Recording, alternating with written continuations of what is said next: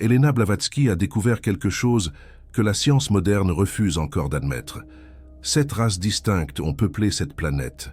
7 civilisations entières ont vécu, ont prospéré, puis ont disparu. Et vous, qui écoutez ces mots en ce moment, vous appartenez à la 5e de ces races.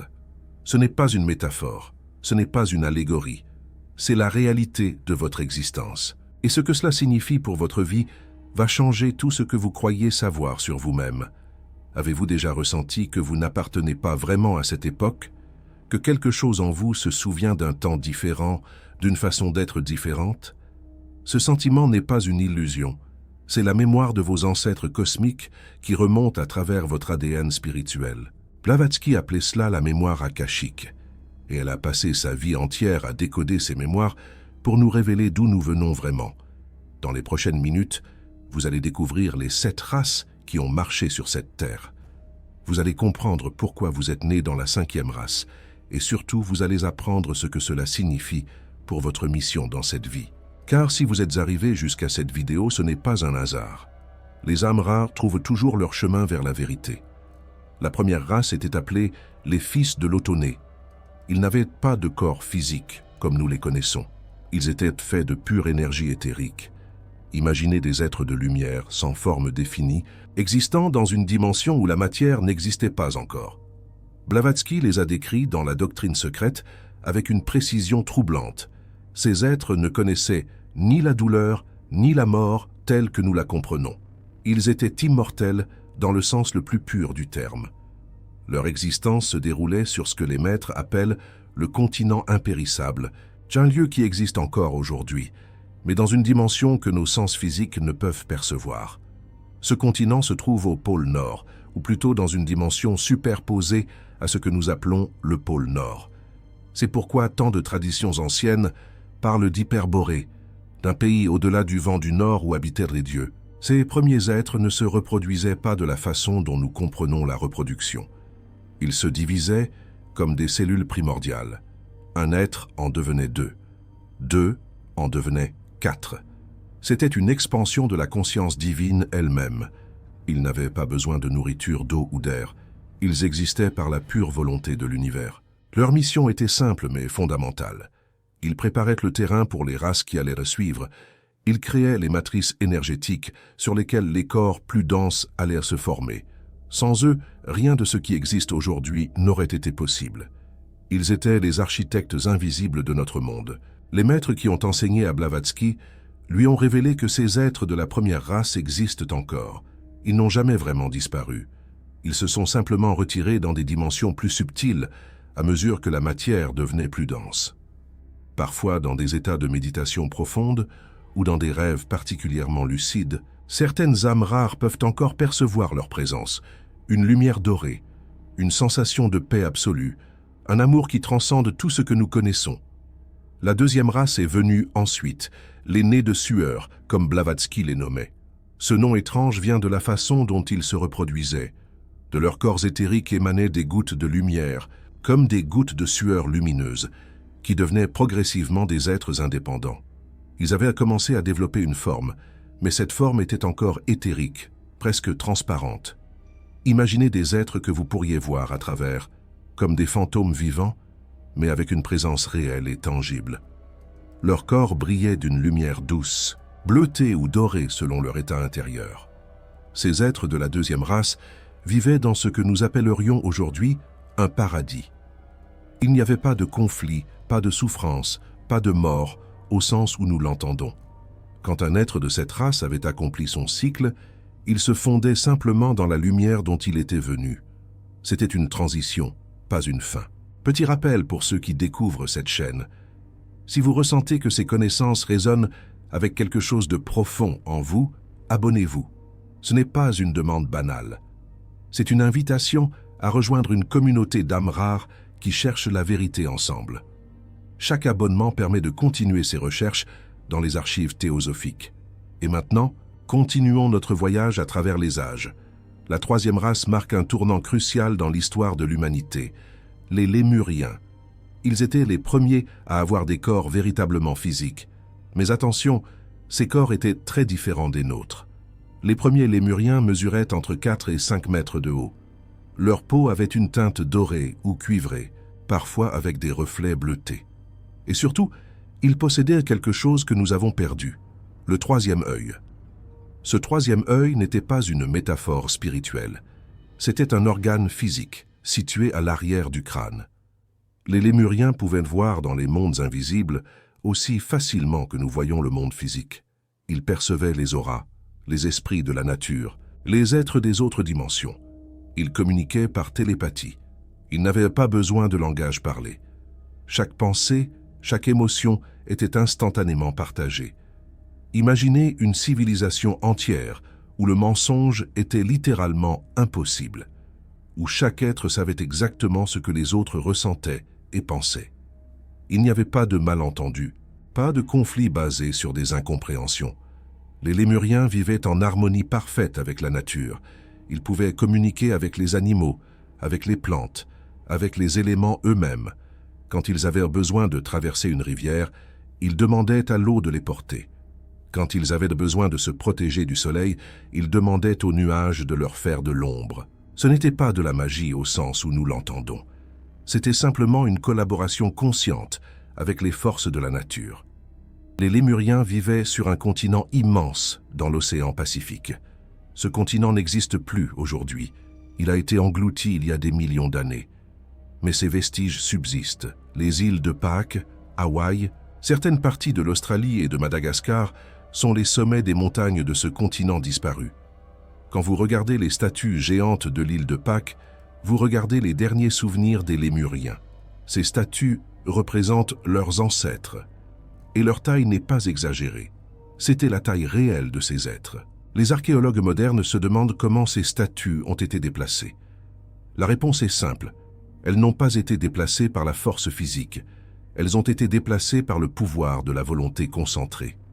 Mais la troisième race a connu une chute. Au milieu de son existence, quelque chose de fondamental a changé. La séparation des sexes s'est produite. Avant cela, les lémuriens étaient androgynes. Chaque être contenait en lui le masculin et le féminin. Ils étaient complets en eux-mêmes. Puis, la division est venue. Et avec elle, le désir. Et avec le désir, les premiers problèmes de l'humanité. C'est à ce moment que les seigneurs de la flamme, ces êtres venus de Vénus que nous avons mentionnés dans une vidéo précédente, sont intervenus. Ils ont donné aux lémuriens le mental, la capacité de penser, de raisonner, de choisir. Avant cela, les lémuriens vivaient dans une sorte d'innocence instinctive.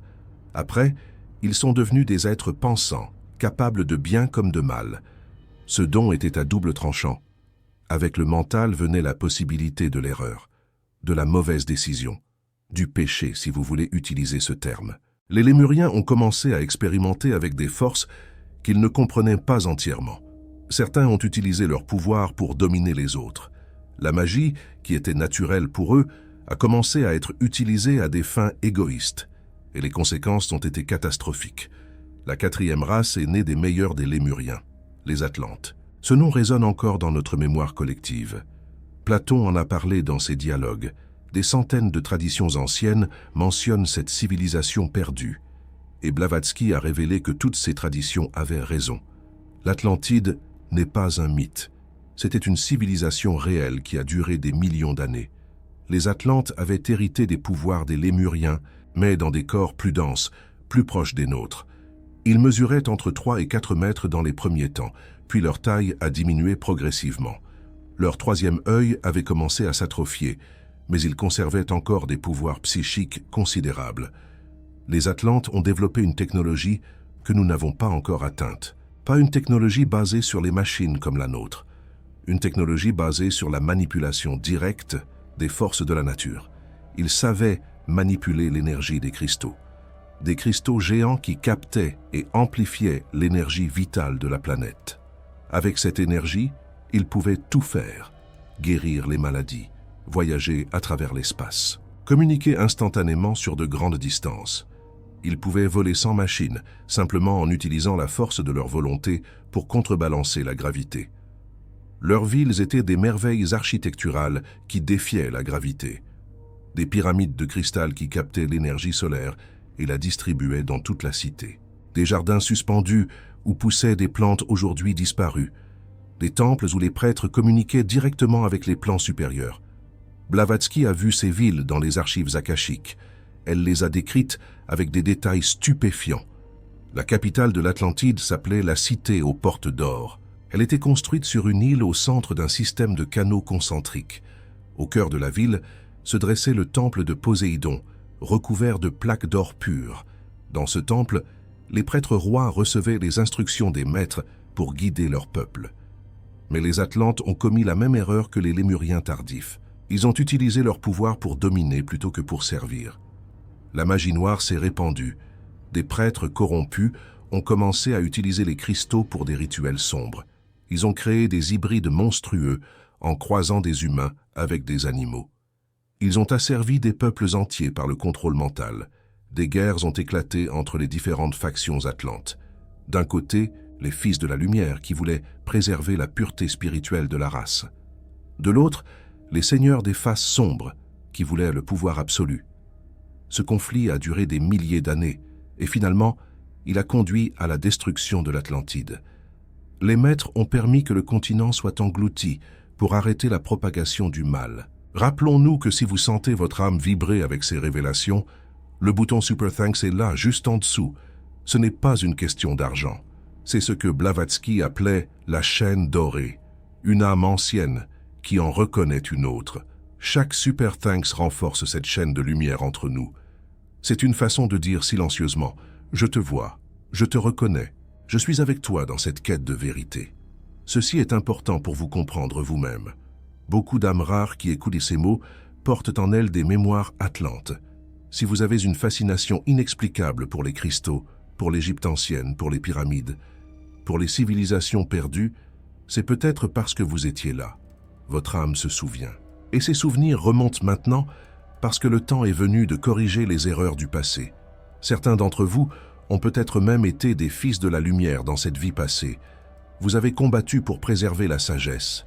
Vous avez vu votre monde s'effondrer malgré vos efforts. Et vous êtes revenu maintenant dans cette vie pour une seconde chance, pour faire ce que vous n'avez pas pu faire alors. La 5e race est née des survivants de l'Atlantide. Avant la destruction finale, les maîtres ont guidé les meilleurs vers des terres sûres. L'Égypte, l'Inde, l'Amérique centrale. Ces survivants ont emporté avec eux une partie de la sagesse atlante.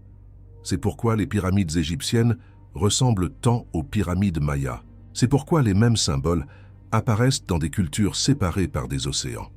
Elles ont toutes la même source. Notre race, la 5e, est appelée la race aryenne, dans le sens théosophique du terme. Ce terme n'a rien à voir avec les déformations ultérieures de ce concept. Il vient du sanskrit et signifie simplement « noble ». Cette race a commencé en Asie centrale, dans une région que Blavatsky appelait le Gobi sacré. À cette époque, le désert de Gobi était une mer intérieure entourée de terres fertiles. C'est là que les premiers humains de notre type ont émergé. Nous avons perdu beaucoup de ce que nos ancêtres possédaient. Le 3e œil s'est atrophié, devenant la glande pinéale que les scientifiques considèrent aujourd'hui comme un vestige inutile. Mais ce n'est pas un vestige, c'est un organe endormi. Un organe qui peut être réveillé. Nos corps ont rétréci, nos capacités psychiques se sont voilées, mais en échange, nous avons développé quelque chose de nouveau. Le mental analytique, la capacité de raisonner et de créer des systèmes abstraits, de manipuler des concepts. C'est ce qui a permis à notre civilisation de développer la science, la philosophie, la technologie que nous connaissons.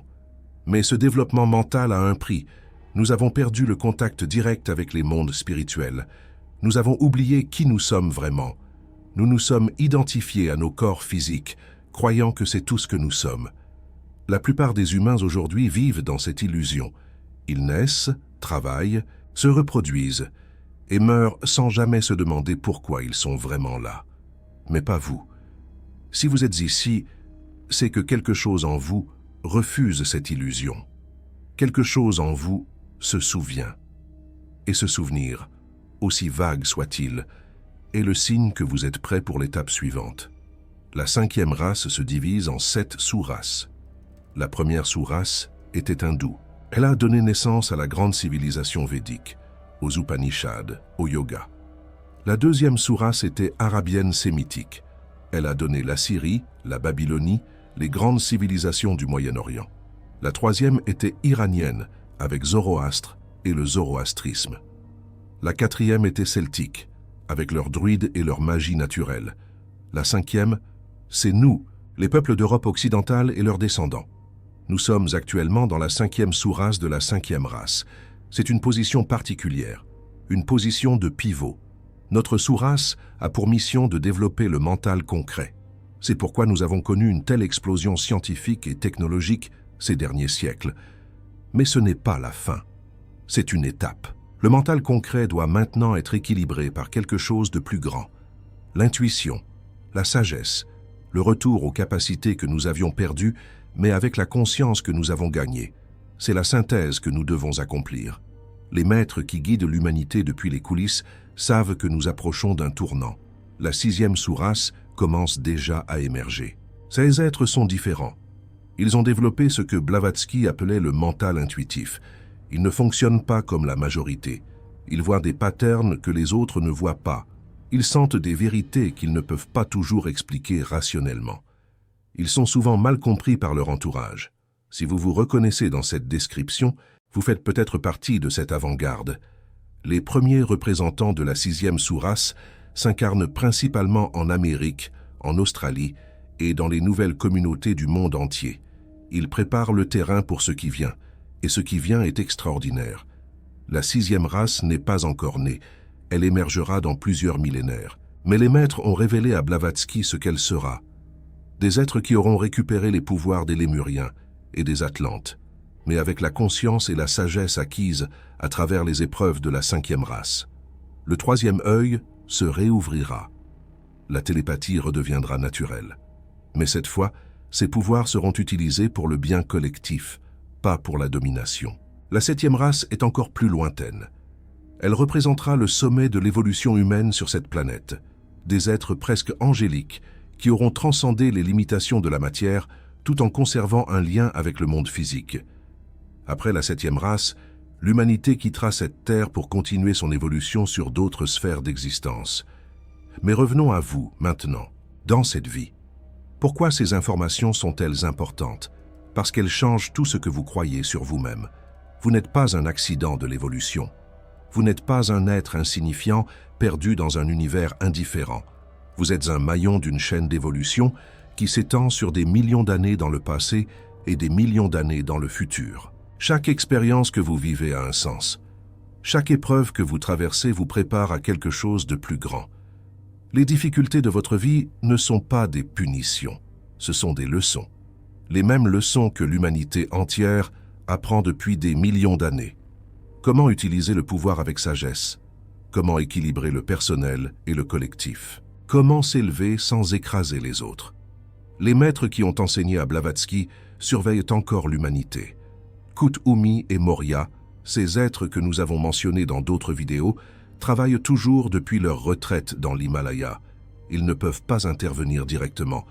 Les lois cosmiques leur interdisent de violer notre libre arbitre, mais ils envoient des impulsions, des intuitions, des synchronicités. Ces moments où vous tombez exactement sur l'information dont vous avez besoin, où vous rencontrez exactement la personne qui peut vous aider, où une phrase entendue par hasard répond exactement à la question que vous vous posiez. Ce ne sont pas des coïncidences. Ce sont des signes que les maîtres guident votre chemin. Ce n'est pas un hasard si vous regardez cette vidéo maintenant. Les maîtres ont des moyens de guider ceux qui sont prêts vers les connaissances dont ils ont besoin. Et si ces mots résonnent en vous, c'est que vous êtes prêts. Prêts à prendre votre place dans le grand plan. Prêts à assumer votre rôle dans cette évolution cosmique. Comment savoir si vous êtes vraiment une âme rare, un être qui porte en lui les mémoires des races passées? Il y a des signes. Si vous vous êtes toujours senti différent, même enfant. Si vous avez du mal à vous intéresser aux choses qui passionnent la majorité. Si les discussions superficielles vous épuisent. Si vous cherchez constamment un sens plus profond à l'existence. Si vous avez des rêves récurrents de civilisations anciennes, de mondes disparus. Si vous ressentez une nostalgie inexplicable pour des lieux où vous n'avez jamais été dans cette vie. Si certaines périodes de l'histoire vous attirent de façon irrationnelle. Si vous avez toujours eu l'impression d'avoir une mission, même sans savoir laquelle. Si vous vous réveillez souvent à des heures miroirs, 3h33, 4h44, 5h55, si vous voyez des nombres répétitifs partout, si vous sentez la présence d'êtres invisibles, de guides, d'anges, si les animaux sont attirés par vous de façon inexplicable, ces signes indiquent que votre âme a traversé de nombreuses incarnations, qu'elle porte en elle les mémoires des races passées, et que dans cette vie, vous êtes appelé à vous éveiller pleinement, à vous souvenir de qui vous êtes vraiment, à prendre votre place parmi ceux qui préparent l'avenir de l'humanité. Blavatsky a dit une chose que je veux vous laisser. Les âmes rares reconnaissent les âmes rares. Ce n'est pas quelque chose qui se prouve avec des arguments. C'est quelque chose qui se ressent. Quand deux êtres qui portent cette flamme intérieure se rencontrent, ils le savent instantanément. Il y a une reconnaissance, une résonance, quelque chose qui transcende les mots et les explications. Je sais que vous êtes là. Je sais que vous avez écouté jusqu'ici parce que quelque chose en vous avait besoin d'entendre ces mots. Et je veux que vous sachiez que vous n'êtes pas seul. Des milliers, peut-être des millions d'âmes rares s'éveillent en ce moment même à travers le monde. Nous nous reconnaissons progressivement. Nous formons une communauté invisible mais réelle. Et ensemble, nous préparons le terrain pour la prochaine étape de l'évolution humaine. Maintenant, j'aimerais vous demander quelque chose. Dans les commentaires, partagez le signe qui vous a fait comprendre que vous étiez différent. Était-ce un rêve, une expérience, un moment de révélation? D'autres âmes rares comme vous liront votre témoignage. Et peut-être que votre histoire sera exactement ce dont quelqu'un d'autre avait besoin pour comprendre sa propre nature. Nous sommes la 5e race. Nous portons les leçons de toutes les races qui nous ont précédés. Et nous préparons le chemin pour celles qui viendront après nous. C'est notre mission. C'est notre honneur. C'est notre destinée. Avant de terminer, laissez-moi vous révéler quelque chose que Blavatsky a écrit dans ses carnets personnels. Elle a dit que chaque être humain vivant aujourd'hui est un miracle de persévérance cosmique. Pensez-y. Votre lignée spirituelle a survécu à la dissolution de la première race éthérique. Elle a traversé la transformation de la 2e race. Elle a vécu la chute des Lémuriens et l'engloutissement de leur continent. Elle a survécu à la destruction de l'Atlantide, au cataclysme, au déluge, aux guerres. Chaque âme qui existe aujourd'hui est une survivante. Des milliards d'années d'évolution vous ont mené jusqu'à cet instant précis. Vous portez en vous les victoires et les défaites de races entières. Et maintenant, vous êtes là, vivant, respirant, cherchant la vérité. Ce n'est pas rien, c'est absolument tout. Les maîtres disent que notre époque est particulière. Nous vivons une période de transition où beaucoup de karma collectif se résout. Les épreuves que traverse l'humanité actuellement ne sont pas des punitions. Ce sont des opportunités de guérison. Chaque conflit est une chance de choisir différemment. Chaque crise est une invitation à l'éveil. Et vous, en particulier, vous qui avez cherché et trouvé ces enseignements, vous avez un rôle à jouer. Pas nécessairement un rôle visible ou spectaculaire. Parfois, les missions les plus importantes sont les plus silencieuses.